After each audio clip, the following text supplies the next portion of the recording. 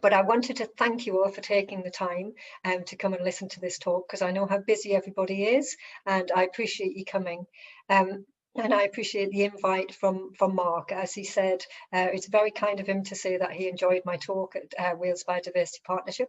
So this is almost the talk I give there. I've actually got a little few amendments in it, which have happened since then, which is really good news, because it's been in the last couple of weeks we've had some exciting new developments happening.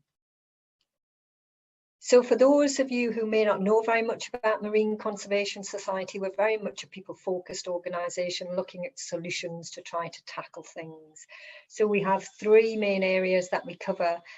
So we have our clean seas work, which is what I'm talking about today.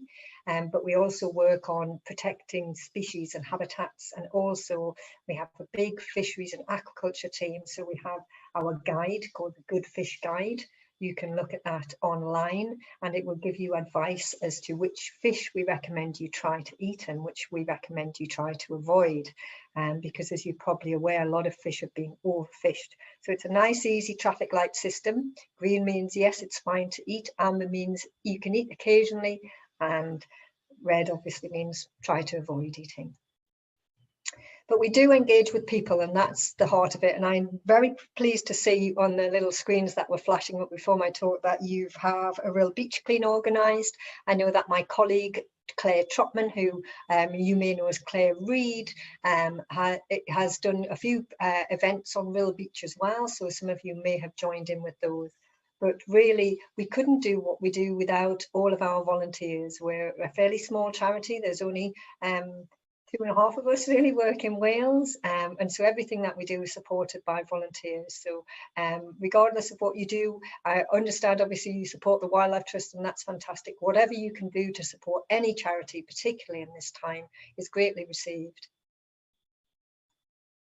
So I'm going to talk about our Great British Beach Clean, and some of you may have heard of this, or you may have seen some of our results. We produce our results annually, and we go out, and the difference between what we do and what most people do is we go out and we survey the beach as well as pick the litter up.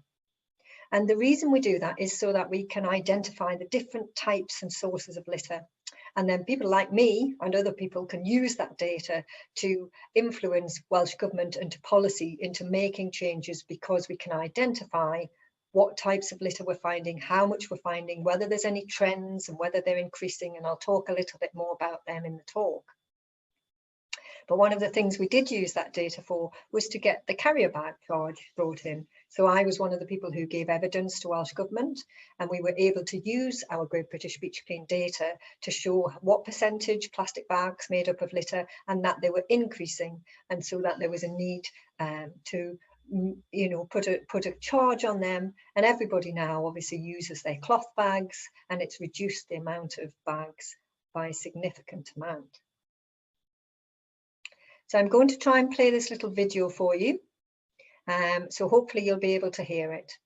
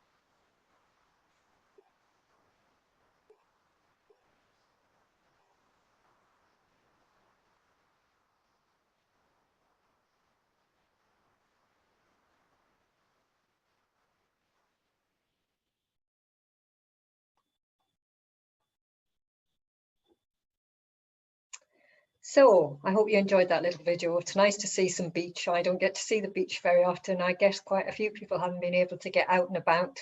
It's been a very unusual year. So we had a very unusual Great British Beach Clean, because normally it's just over a weekend and normally it's just beaches. But because of obviously the restrictions and making sure that we wanted to adhere to all of those, we changed it. We made it a week-long event, and you could do events anywhere. So you could do them on the river, in your local patch or whatever. So as you can see, we found lots of different. We had almost 460 items, and we had 2,000 volunteers, and they surveyed 43,000 meters, which is a long way. But one of the very disturbing things we found was that we found 99% of inland cleans found drinks litter, and that's a thing that can be avoided. So that means for every 100 of those events, 99 of them, we found drinks litter. And we found an average of 30 drinks per 100 metre. So that's about every 3 or 4 steps you took on that 100 metres, we'd find a piece of drinks litter.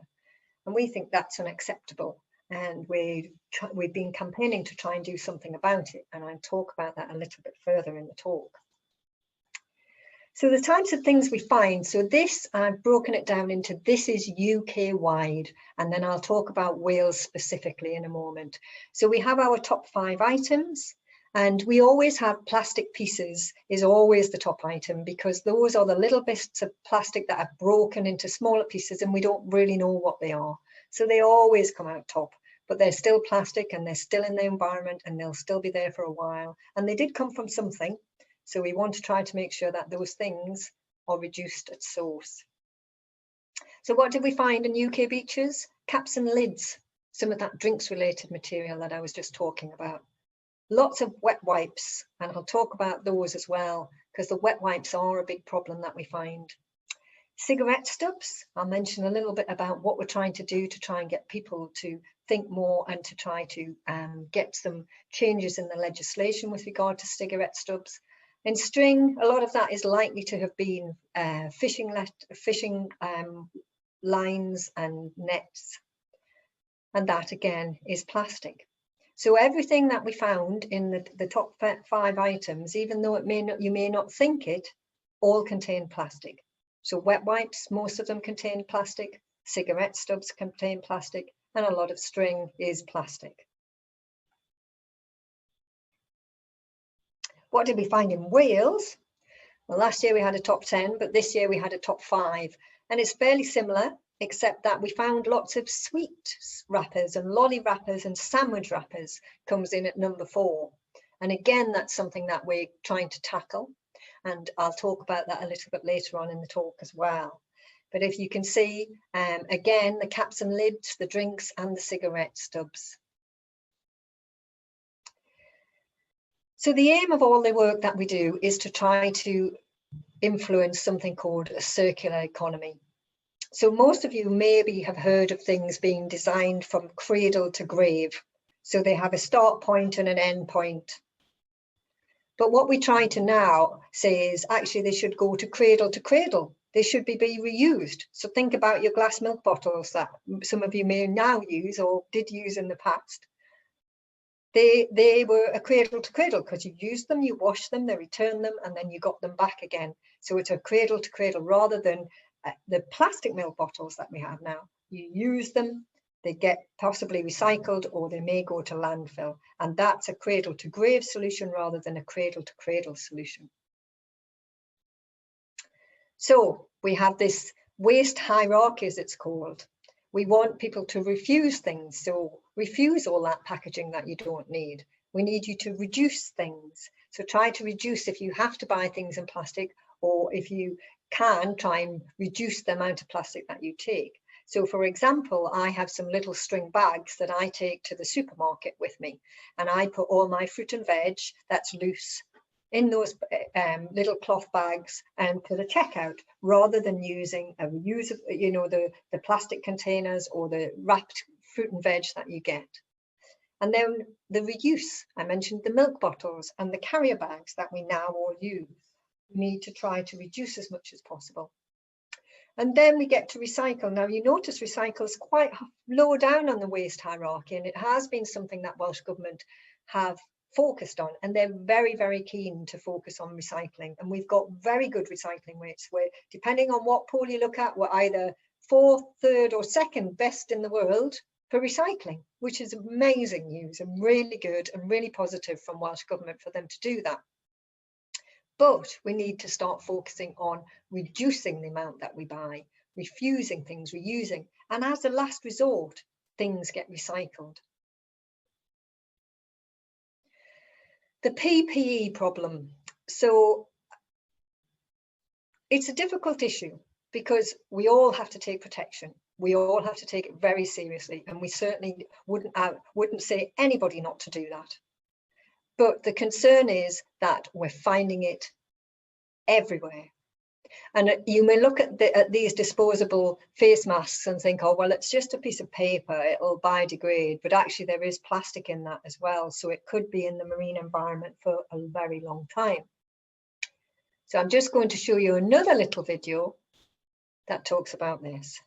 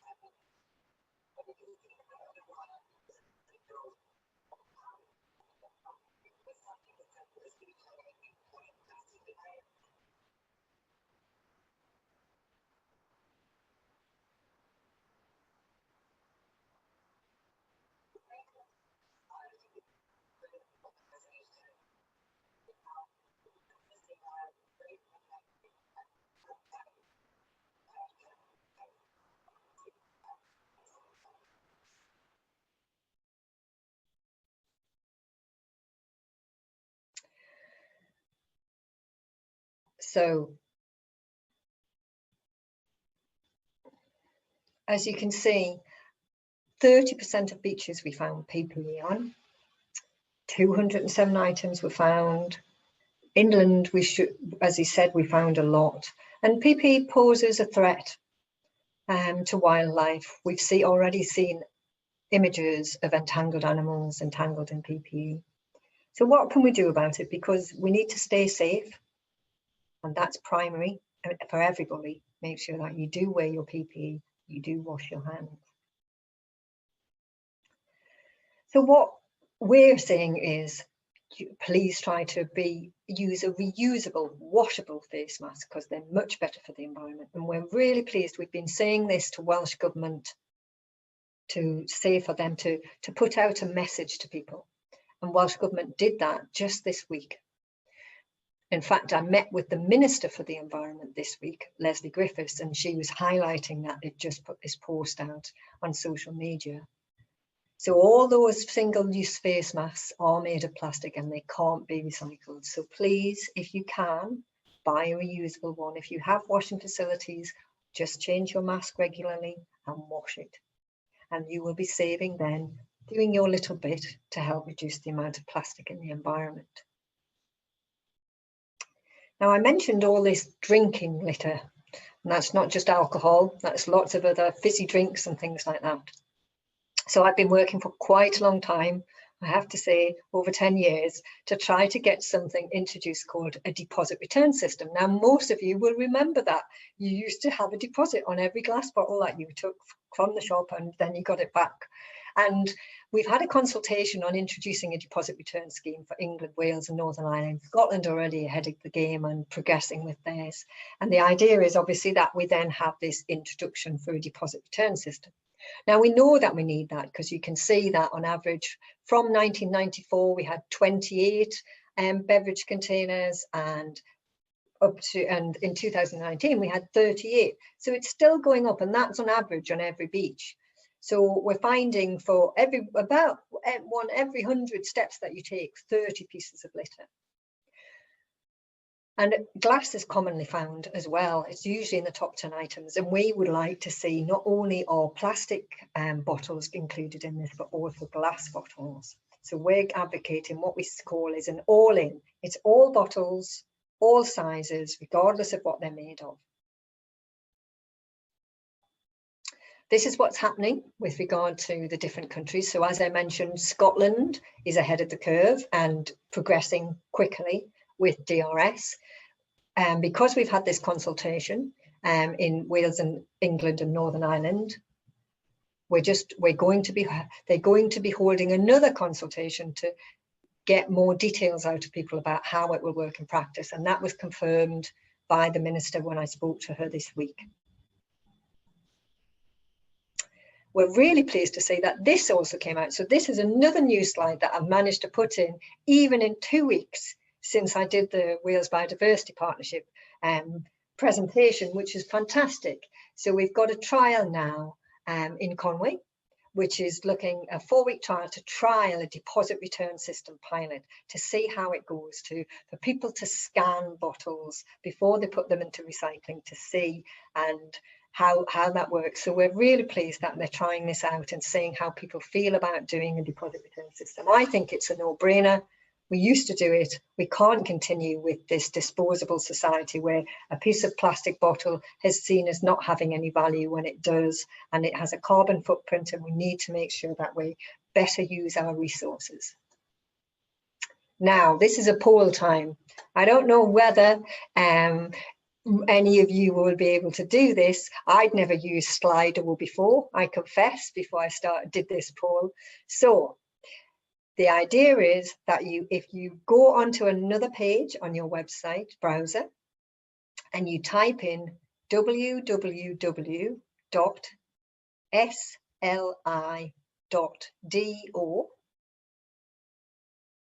and then /, and then it will ask you for an event code, and the event code for this is #16393.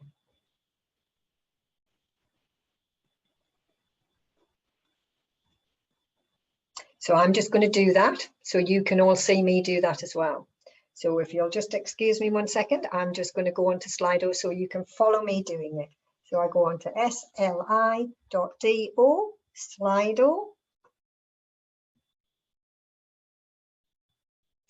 And then it says enter the code. So this is where the code is. So if I just go back to my presentation, the code, or maybe 16393. So we go 16393, and then we press enter.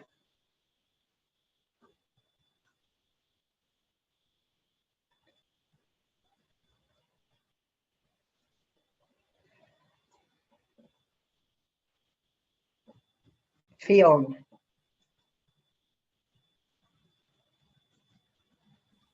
Hello. Hello. Fionn is my technical expertise here. Fionn. Hi, everybody. Can you tell me why I can't see the code, please? Can you see my screen? I'm on Slido and I've done one. I've forgotten what the number is. 1. So I'll give a go, everybody, at activating the first question, and then let's see if everyone can see that. Okay?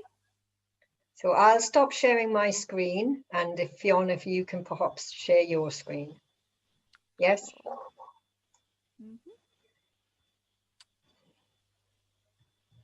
Technology. If it doesn't work, everybody, don't worry. It's just a very simple question. So there's Fionn's screen. So you should all be able to get onto that, but I'm not quite sure why I can't see it either, Fionn. Hi, everybody. Yep, so hopefully you can all see my screen now. Jill, can you see my screen? Sorry, you'll have to apologise. I do have quite a whiny dog in the background there. So what I'm going to do now is activate the first poll question. And that's the question that we want to be answering at this stage in the presentation. So I'm going to activate the poll now, which hopefully you can all see.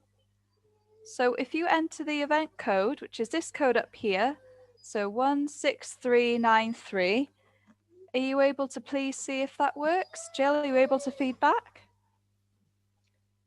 Yeah, it's working now for me, Fionn. Brilliant, it's really good. So we can see the answers changing.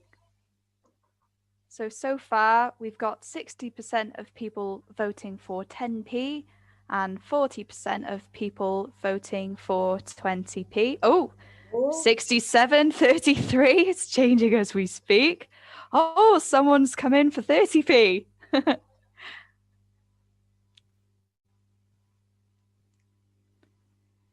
That's brilliant. Right.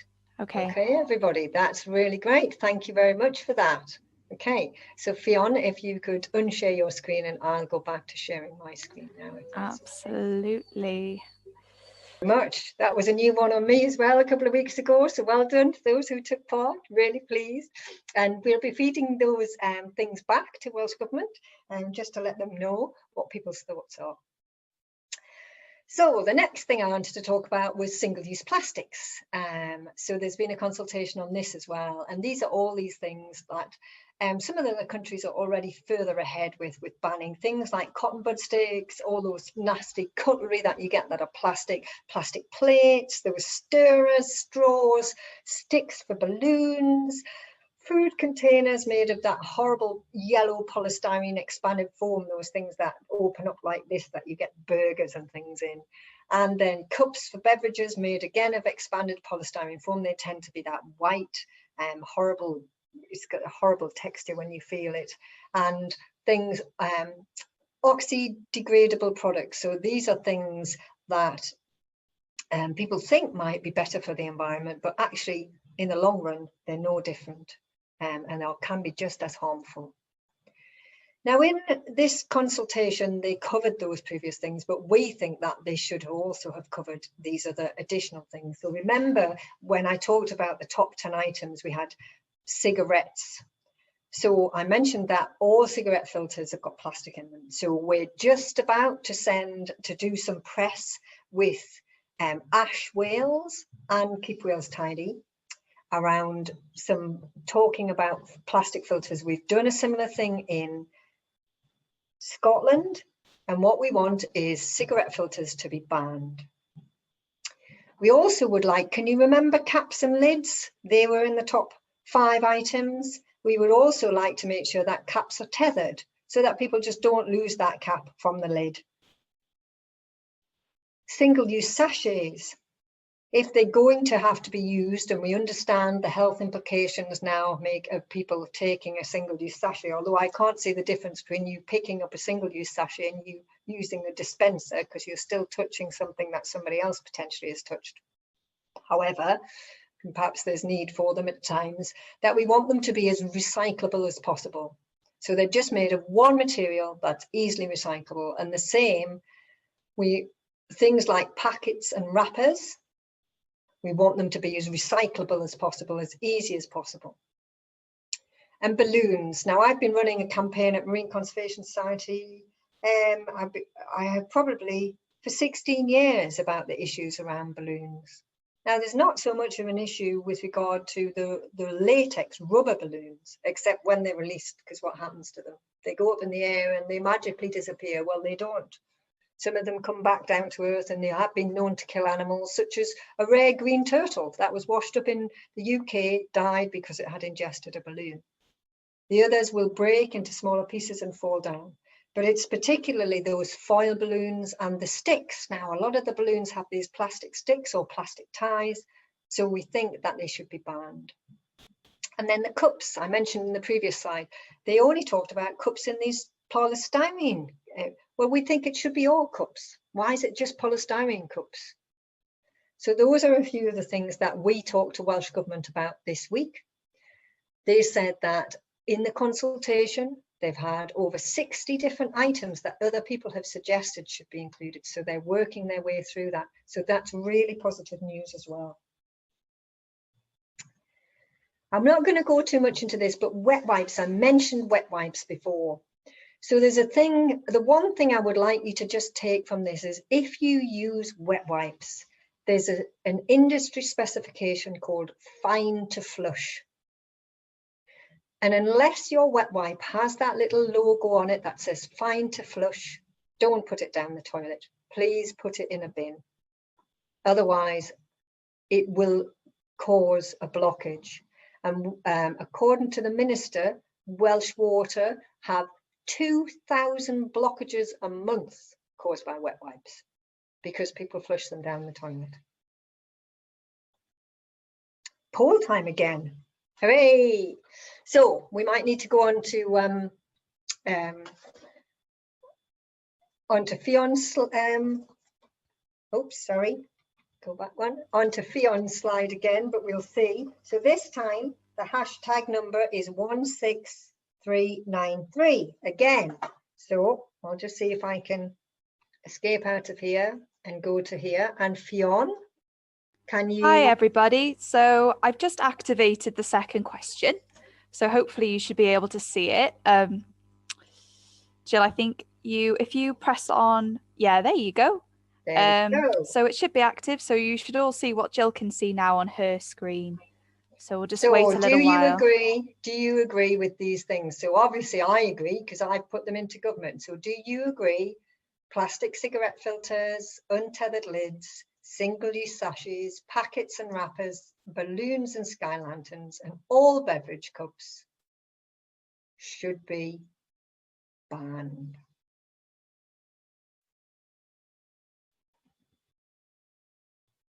So for those trying to get onto the Sligo again, oh, well done. I can see all these people coming. Thank you. It's after the little hashtag sign, it's 16393, and you should be able to see Fionn's poll.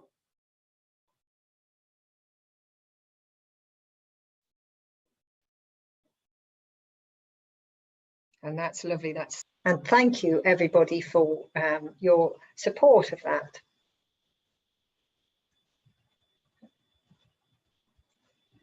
Okay. This is a slightly technical one, so I'm not going to spend too much time on it, but it's something called extended producer responsibility, which is all about this cradle to cradle design that I talked about before. And basically at the moment, when a manufacturer produces something, they pay about 10p out of a pound for that disposal of that product. And we pay 90p because we pay for the disposal of it, for the collection from the waste. We pay for it in our taxes when it goes, how it goes to the recycling centre and is sorted out, and whether it's recycled or whether it's sent to landfill or whether it's incinerated. And currently we pay for most of that. But there's a new piece of legislation which basically says, actually, it's the manufacturers and the producers' responsibility to make sure that their product is as environmentally friendly as possible, and they should be paying towards it. So the benefits of extended producer responsibility are it will reduce waste. It will mean that people get more of an eco design for products. And that instead of we swapping, for example, we don't want people swapping one type of thing for another thing, which is just as environmentally bad. We want them to think about the design of it and making sure that it is better. And the current system is subsidised by the government and paid for by us. I don't want to see my taxes being used for that. I want to see an incentive to producers and manufacturers to actually produce things so that it shifts the costs from the government to the taxpayers, to the producers and the consumers. And then we have a choice. We have a choice. Do we want to buy this thing that's wrapped in plastic that we don't want? Or do we want to buy something that's wrapped ethically? So there's also an extended producer responsibility consultation and that's taken place. And then again, we're hoping to have a second consultation to go into further details. And we're hoping that these will come into effect in 2023. So there'll be some massive changes in the supermarkets when you go in, once this legislation comes into place, because all of a sudden the supermarket will be responsible for all that unnecessary packaging you can see here. and it will make a huge difference to the amount of rubbish that we have, the amount that's not able to be recycled. For example, you can see that is a piece of plastic sitting on a piece of plastic, both of which are highly unlikely to be able to be recycled. And all of that will change once we get extended producer responsibility. And I'm so excited about this because I've been talking about marine litter from Marine Conservation Society for 18 years, trying to get more legislation, and legislation takes a long time, but I'm so excited about all the changes that are going to be coming in the next few years. Guess what? Another poll for you, please. Fionn? Hello, everybody. So yes, I believe this is our final poll question. So I've activated it now. So for the third and final time, if you would like to input your event code, if you need to do so again, and you should be able to vote as Gill is doing now.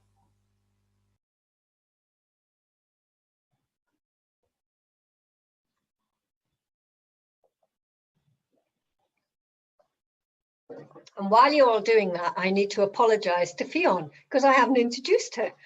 So Fionn is the research assistant for the Wales team. Remember that I said there were 3 of us who worked in Wales. So Fionn works part-time for the team, and she is our research assistant, and she's fairly new to the team. She's only been here about 6 weeks, and she's a godsend already, helping me with all these technical things, as you can see, and doing lots of research for me, helping me do all the work that I need to try and help with this sort of the areas that we work on, but also there's other 2 areas such as the ocean recovery and the fisheries and aquaculture work. So thank you to Fionn for all her help, both with the presentation and both with these polls. You're very welcome, Gill.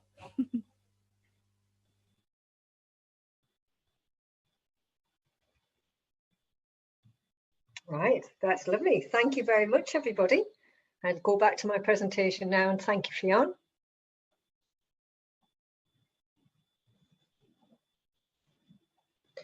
So, as I've just said, policy takes a long time. And I was really pleased when the BBC produced The Blue Planet and that they highlighted the issues around marine litter in that. And they didn't say anything that I haven't been saying for years, but somehow David Attenborough saying it gets more attention, as you can imagine. And it was great because people want action, and they want action now. So I'm going to move on a little bit to some of the things that we would like to see action on. We were really fortunate to have Mark Drakeford come to one of our Great British Beach Cleans. This is the first time he's been out for one. And we went out, and he very kindly did some social media on it, which was fantastic. So that raised the profile of the work that we were doing. And I also have to say a huge thank you to Cardiff Rivers, because the amount of litter on that beach was phenomenal. And they had a massive team of people. We even had a whole biffa bin. If anybody knows what those industrial bins look like, we had one of those that had washed up on this beach. Just masses of litter, and it was very depressing to see, but it got the message across very much to the First Minister. So there's what's happening. Remember this deposit return systems and extended producer responsibility. Basically, at the moment, Welsh Government don't have the powers to actually put them through. They need to go through this thing called the Environment Bill, which is part of one of the agreements with regard to Brexit. And until that goes through, they can't do the legislation. So we're hoping that that goes through, and that we'll have a second consultation in 2021, and then we'll have everything in place by 2023. The single-use plastic consultation is the same. Unfortunately, we've run out of time because, as I mentioned earlier, there's an election next year. And there's no time left for the current government to bring in new legislation, even though they're very keen to do so. So because it's the election next year, we've already been liaising with all the parties to ask them to include certain things within their manifestos. Now, if you remember, I talked a little bit about the 3 areas that we work on. So we work on marine protected areas, So we've asked them some questions, some points around there to make sure that we get 30% of UK seas within high protection, to complete the network of marine protected areas, because currently there's some nationally important species and habitats aren't protected, and to ban damaging activities. With regard to fishing, we want to make sure that fishing is sustainable, and that's what the fishermen want as well. I was in a fisheries meeting with the minister the week before last, and all the fishermen were saying, you know, this is what we want. Can we not just get on with it, please? So we really want to make sure that all fish is fished sustainably, and that it's managed not just for the target species that we're going for, but for the whole of biodiversity, and to make sure that all the fisheries are documented so that we know where people are fishing, what they're fishing, so we can manage them properly. And finally, to the plastics, which is what we've been talking about today: deposit return system, extended producer responsibility, and single-use plastic. You all knew I was going to say that, didn't you? Because that's what we've been covering today. Is all those things will happen very soon if we're supportive, if we get a government in who are supportive of it. And that leads me on to this: how you can help. I'm very pleased to see, as I said, that you've got this Will Beach Clean. Please try and attend if you can, but if you can't, you can do lots. The fact that you're here as a member for the Wildlife Trust is fantastic, because it shows that you have, you know, you care about the environment and that you're a member of an organisation. So just do what you can to support any of the charities doing anything that they can. We have this thing called the Plastic Challenge, which I do every year, which is just to try to make sure that you reduce the amount of plastic. So every time you go shopping, just try and think, do I need that piece of plastic? Or for the Plastic Challenge, for a whole month, I don't buy anything in plastic. And I wish I could say I could do that for the rest of the year, but it's impossible to get some things that aren't wrapped in plastic, or almost impossible. So I have to buy some things in plastic the rest of the year, but I always reduce the amount that I buy as much as possible. And then I just wanted to mention a little bit about microfibers, because everything I've been talking about now is plastic that we can see and is visible to our eyes. But every time we do a wash, if it's got synthetic materials in there, you're actually introducing all these tiny little microfibers into the environment. And I've got my final little video just to talk about that.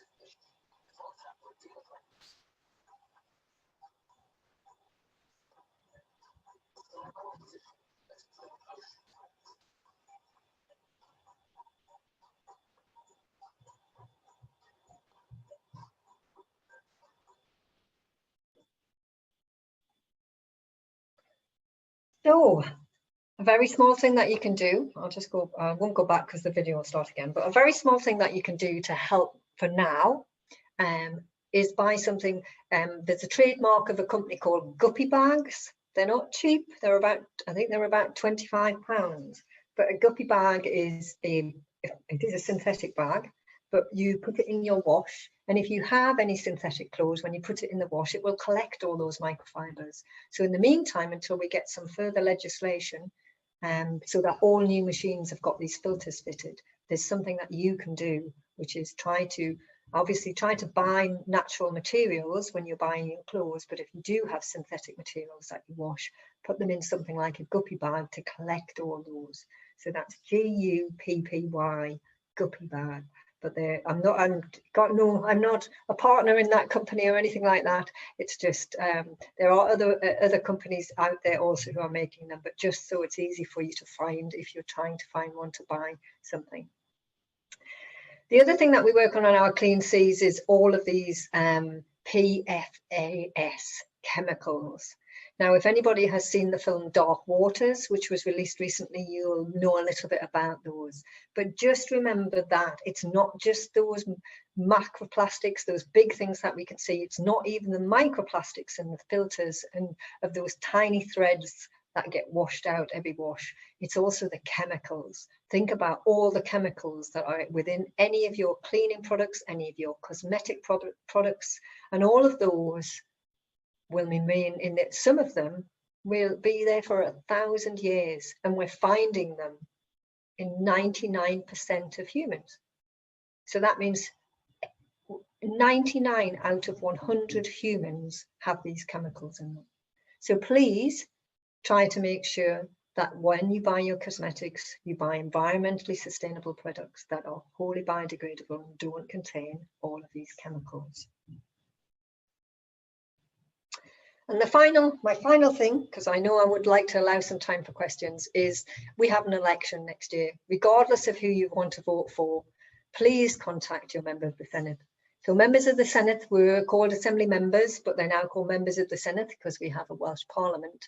So if you know who your local member of the Senate is, please contact them. Please ask them what they're doing. What are they doing to help with this circular economy to reduce plastics? What are they doing to reverse biodiversity loss?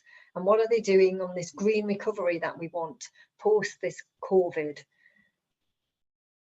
And we just need your support, because you contacting your member of the Senate is worth me sending in hundreds of people's names on petitions, because you're in their constituency and you're the people that counts. So please think about contacting them and asking them what they're doing and what are they putting in their manifestos.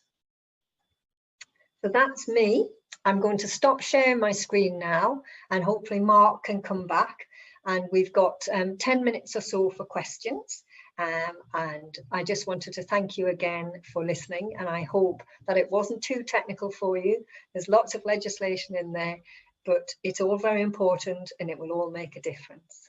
And a final thank you, I would just like to say to our communications and engagement team, the Clean Seas team, and the thousands of volunteers, which I couldn't have presented this talk about without their help. And of course, Fiona.